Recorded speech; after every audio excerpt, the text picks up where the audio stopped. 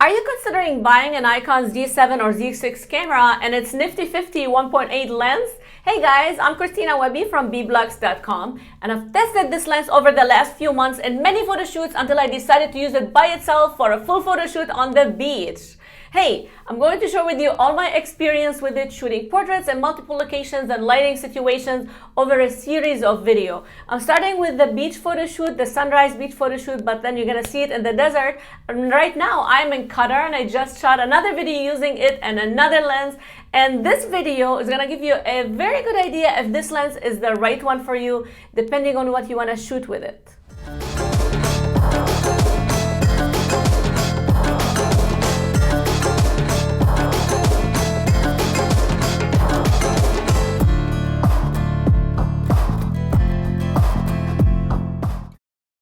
For useful photography tips and inspiration, subscribe to my channel and hit that bell to be notified when I post a new video every Monday. If you've played with similar lenses in the past, or if you're upgrading your gear and want to know more about whether it suits your need or not, by the end of this video, you'll know exactly what it does and how it works and see examples of it in action. I've shot many photo shoots using only this lens. This is how good it is. And I just started recording my behind the scenes so you have an idea what I'm working with. I get asked all the time about the gear that I'm using and the lenses, and this 50 millimeter 1.8 lens is high up there on top of the gear that I use, along with the 85 millimeter. Right now I'm in Qatar. I just recorded a video in the desert. I shot only two lenses, this 50 millimeter and the 85 millimeter. So this is a very important lens for me. I'll release this video in the next couple weeks, so subscribe and hit that notification bell to watch my video when it comes out, because I'll be reviewing the 85 millimeter 1.8. It's the new S-mount lens, which is another native to the Z7 camera that I'm using. What are you gonna shoot with this lens? If it's the right one for you depends on what you're shooting with it. Is it for portraits? Is it landscape? Is it commercial videos? Are you using it for street photography? Or you just want to play with it, just want to own it, you're a lens hoarder? What do you want to do with it? Is it really a beginner lens? Is it for professional photographers? How do people use this lens? So many questions you might ask. Do you want to blur the background? Is it all about the bokeh? Do you need the fantastic creamy highlights, or you don't care about the zone system? What are you doing with this lens? Hey, make sure you're using the right camera for this lens, because this is an S-mount lens for the new Nikon mirrorless system. So far, we only have the Z6 and Z7 cameras that goes with it. So make sure you've got the right cameras for this lens, not the F-mount, or don't get like a DSLR for the newer lens. So this lens is the newest one, so don't make the mistake that other photographers have been doing. What lens do you use the most? My favorite are the 50 millimeter lens and the 85 millimeter 1.8 S-mount, the new lenses, for many reasons I'm sharing with you today. Okay, so I'm not going to tell you the specs of this lens. This is the least I care about. If you want to know the specs, go read the manual.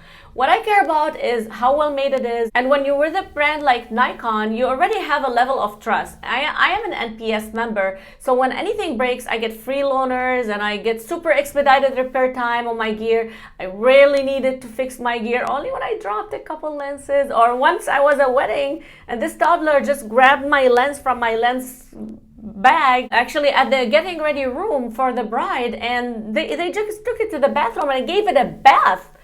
Of course, it's a $2,300 lens. It was the 84 millimeter 1.4 lens, was one of my favorite new lenses at the time. It sat in rice overnight and I sent it to Nikon in the rice bag. Anyways, it cost me $600 to fix, and it's like brand new now. So let's go back to this lens. You can use a new mirrorless system with the F-mount lenses using the FTZ adapter, but who wants to do that when you can't get this 50 millimeter? It's a new ball game. The sharpness, the details, the perfect bokeh, the file quality, it's sharp from edge to edge. I shot it next to my 50 millimeter Sigma 1.4 lens, which used to be my favorite 50.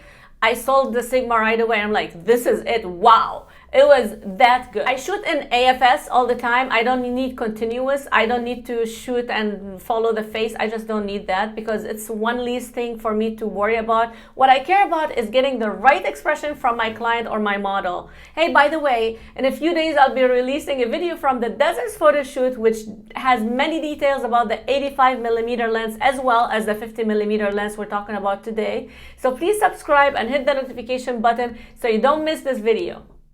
By the way, guys, I will be sharing with you my lighting tips for sunrise photo shoot on the beach.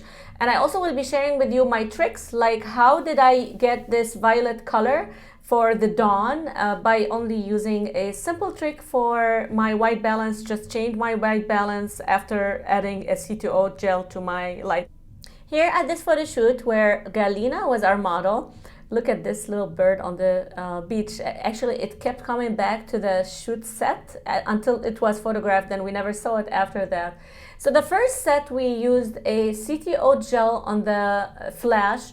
I'm using off-camera flash, CTO gelled flash on the left to her nose. Always follow the nose. If you have watched any of my videos, nose to the light, nose to the light, nose to the light. That's the most essential piece of advice that I can tell you.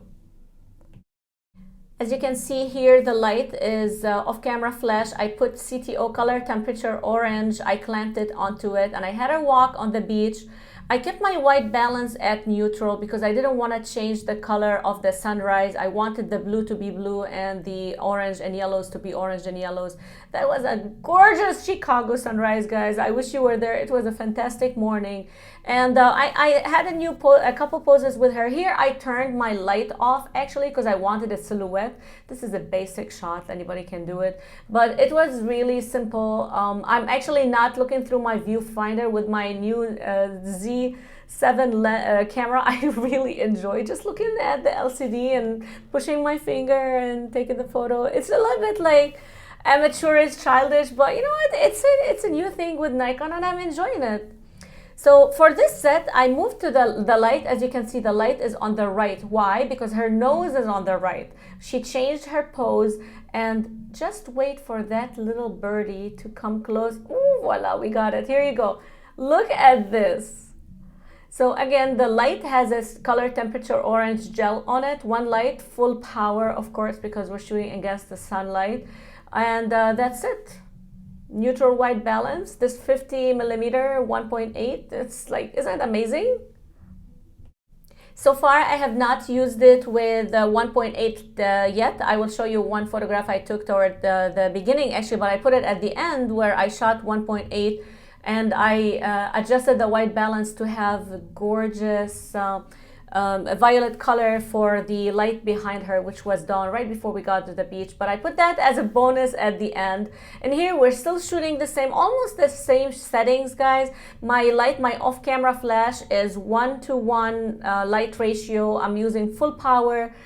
Because we're shooting against the sun, you want really good power in there. And flashes, no matter how strong my quantum flash is, it's not as strong as the sun. With poses, I helped her a little bit, but she is a pro model. She is a friend of mine in Chicago. I used to be in Chicago, and I called her and said, hey, I'm coming for one night. Do you want to shoot on the beach? And she was game. Don't you love people like that? I love you, Galina. This was our last set on the beach, and she did her own poses with little directions from me. I have been lucky working with pro models. I've learned so much about posing, about body poise, and the way to carry yourself in front of the camera. That, and also taken 1,000 workshops with other photographers that I loved.